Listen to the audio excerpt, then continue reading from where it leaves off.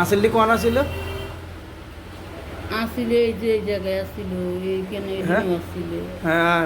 আবার ওই পাশে এইখানে আসিল। ইয়ার প্যাডেরটা আগে দেখি, এই যে প্যাডের এইগুলা, এই এই এই এই হুম, এই দাগ এটা, এগুলা এই, এইগুলা, হুম, আর এখানে, হুম।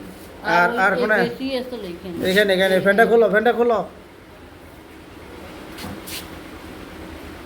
হুম, একটু নামাও, তাই দেখি। এই সব ছিল কেন? হুম। এটা সব পড়ে গেছে ওষুধ খাওয়ার পর? পাক ছিল এই যে নাকি? ফাঁক ছিল।